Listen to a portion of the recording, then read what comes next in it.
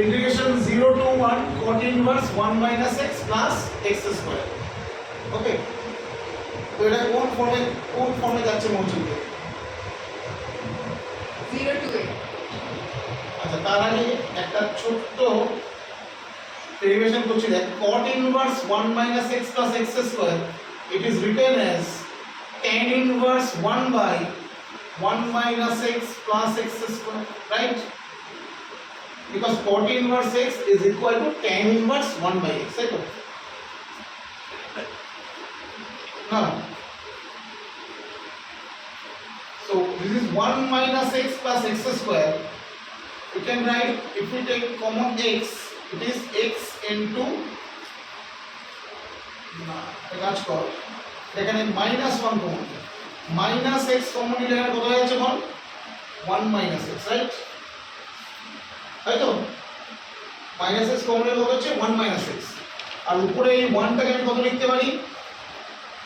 x plus 1 minus x, right? এই 1 টাকে কি লিখতে পারি বল? x plus 1 minus x। তাহলে আমাদের বল এই টোটালটা কোন ফর্মুলাতে পড়ে আছে? কোন ফর্মুলাতে পড়ে আছে টোটালটা? tan inverse x plus y by 1 minus xy. That means tan inverse x plus tan inverse y. Tan inverse x plus tan inverse y. So it is converted to tan inverse x plus tan inverse y, right? It's okay? It is 0 to 1 tan inverse x plus tan inverse 1 minus x. In the form of tan inverse x plus tan inverse, the formula of tan inverse x plus tan inverse y is tan inverse x plus y is tan inverse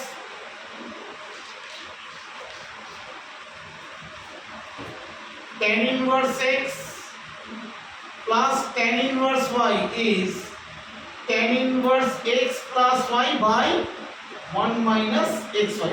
This is the formula of tan inverse x plus tan inverse y. So এটাকে যদি আমি x ধরি আর এটাকে যদি y ধরি তাহলে কত হয়ে গেল বল? tan inverse x plus y by 1 minus xy. তার মানে একটু ব্রেক করলে কত হলো? tan inverse x plus tan inverse y. ওকে, এইবার এখানে একটা কাজ কর, একটু সেপারেট করবে।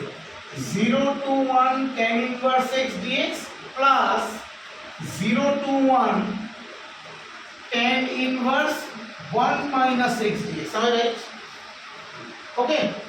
Next step, integration 0 to 1 tan inverse x plus. Now, this part is tan inverse 1 minus x. 0 to 1 tan inverse 1 minus x is, it must be written as 0 to 1 tan inverse x dx. Why? Because integration 0 to a fx dx is equal to 0 to a f of a minus x dx. So integration 0 to 1 tan inverse 1 minus x obviously written as 0 to 1 tan inverse x, right? মানে এইখান থেকে যদি এদিকে back করলাম, এটা তো f of a minus x মানে এটা f of x এ গেল। তার মানে 0 to 1 tan inverse x plus 0 to 1 tan inverse x. So ultimate এটা কনভার্ট হয়ে কত হলো? 2 into 0 to 1 tan inverse x dx. It is converted to 2 into 0 to 1 tan inverse x dx. মানে এই 0 to 1 cot inverse 1 minus x plus x square এই পুরোটা convert হয়ে আমার আলটিমেট শেষে কি হলো? 2 into 0 to 1 tan inverse x dx. যেখানে আমরা এই প্রপার্টিটা অ্যাপ্লাই করেছি 0 to a fx dx is 0 to a f of a minus x dx.